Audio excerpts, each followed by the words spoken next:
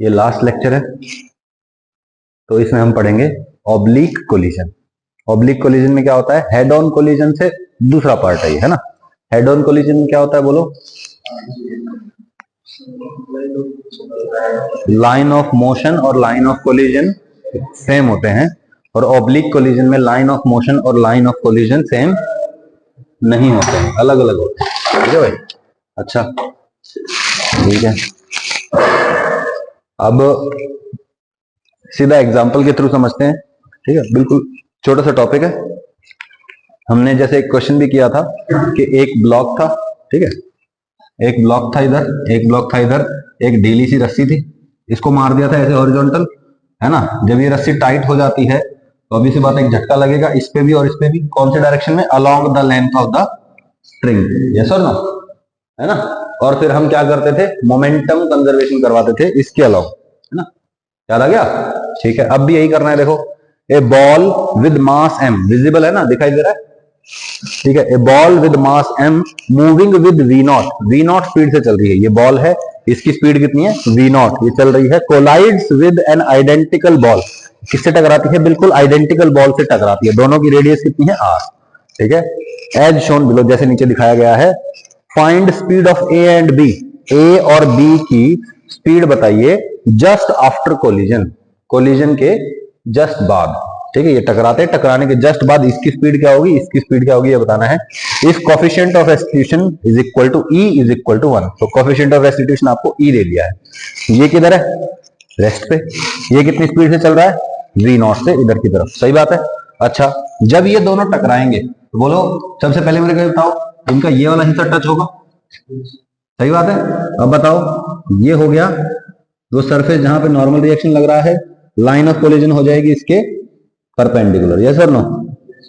अब मुझे बताओ कि नॉर्मल, सॉरी, ये जो टेंजेंट था ना, ये इसके जो परपेंडिकुलर बनाया जाएगा, ये सेंटर से पास करेगा, सेंटर से पास करेगा, बोलो भाई। तो बोलो, यहां से लेके यहां तक का डिस्टेंस कितना है?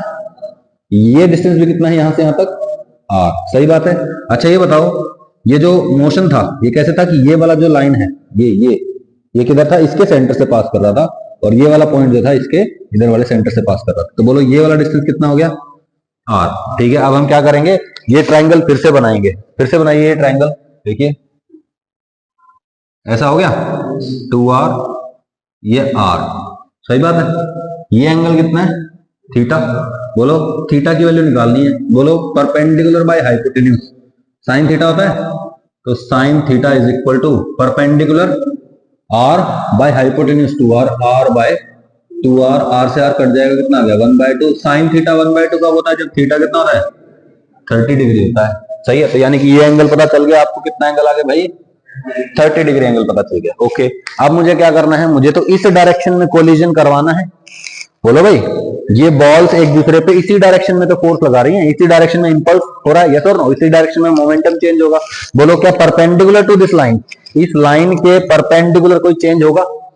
नहीं, क्योंकि इसके परपेंडिकुलर डायरेक्शन में तो किसी ने इंपल्स लगाया ही नहीं, फोर्स लगाया ही नहीं, यानी कि इसके परपेंडिकुलर कोई चेंज नहीं होगा, सही बात है। तो देखो, हमने ये दोबारा फिगर बनाया था यहाँ पे, ओके, और एंगल कितना आ गया हमारे पास? 30 डिग्री, ठीक है भाई।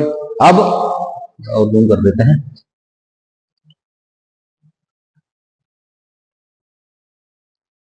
ओके।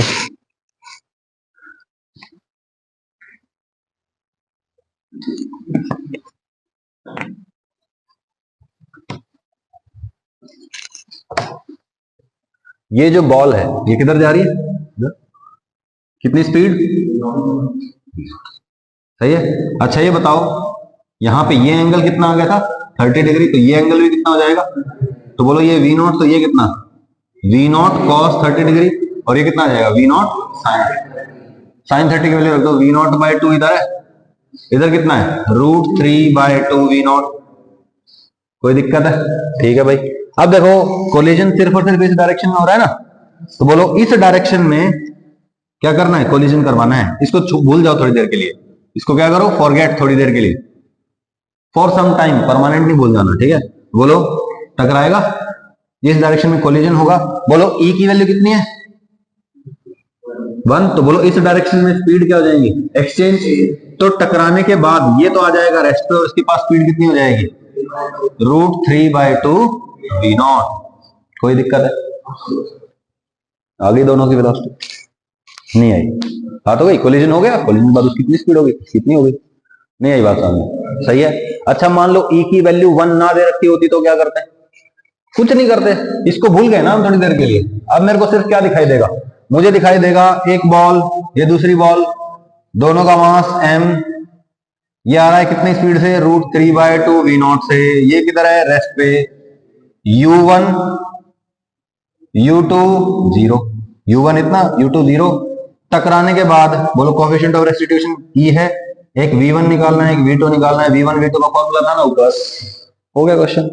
कुछ था क्वेश्चन? सिंपल है ना। अच्छा, टकराने के बाद ये जो v1 स्पीड बची है यहाँ पे, ये कौन सी स्पीड है? इस डायरेक्शन वाली स्पीड है ना। टकराने के बाद क्या बचेगा? इधर इधर v1 और इधर कितना, जितना पहले था v0/2, यस और नो, या फिर v0 sin 30 डिग्री, या जितना भी थीटा था उसके हिसाब से v0 sin 30 या v0 sin थीटा। नहीं आई बात समझ? रिपीट करोगे एक बार फिर से? पक्का? ठीक है, फिर भी बता देता हूं। कोलिजन हुआ, सिर्फ इस डायरेक्शन में कोलिजन करवा दो, परपेंडिकुलर डायरेक्शन को भूल जाओ। मान लो ये भी चल रहा होता इधर, मान लीजिए कि ये भी इधर चल रहा है कुछ, let's say 2 v naught speed से। अब क्या करेंगे? बोलो बोलो। एक तो इस लाइन की डायरेक्शन कंपोनेंट चाहिए और एक इसके परपेंडिकुलर कंपोनेंट चाहिए। Perpendicular component will not change, only this component will change, yes और नो? कर लोगे? ठीक है, फिर उस केस में u1 कितना हो जाएगा? 2 v नॉट cos थीटा। सही बात है? पक्का ना? पक्का, प्रॉमिस वाला पक्का? ठीक है, तो v0/2 को थोड़ी देर के लिए भूल जाएंगे। सिर्फ और सिर्फ क्या दिखेगा हमको? सिर्फ ये वाला कंपोनेंट दिखाई देगा। सही है?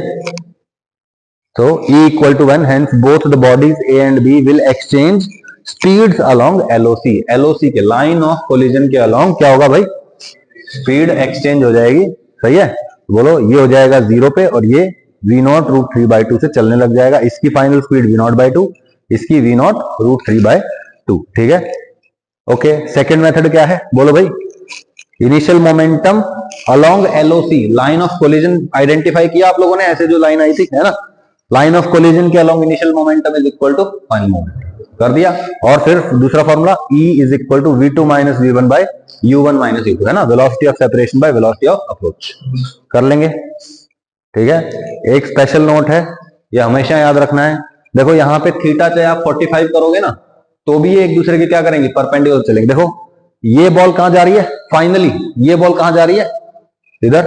और ये बॉल कहां जा रही है? इधर। देखो दोनों एक दूसरे के परपेंडिकुलर मूव कर रही है, यस और नो? तो आप चाहे एंगल 30 डिग्री रखो, 45 डिग्री रखो, कुछ भी रखो, क्या होगा? हमेशा बॉल्स टकराने के बाद परपेंडिकुलर चलेंगे एक दूसरे के। Only in case of E equal to 1 होगा तभी परपेंडिकुलर चलेंगे, अदरवाइज परपेंडिकुलर नहीं चलेंगी।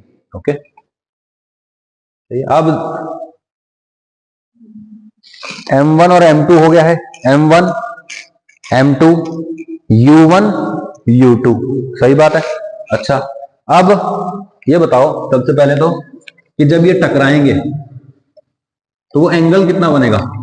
इस केस में भी कितना बनते हुए दिख रहा है भाई? 30 डिग्री। बोलो, ये पॉइंट इसके यहां से गुजर रहा है, ये पॉइंट इसके इधर से गुजर रहा है, तो बोलो जब ये यहां पहुंचेगा तो बोलो ये पॉइंट और ये पॉइंट टच हो जाएंगे, बिल्कुल पिछले वाला फिगर बनेगा।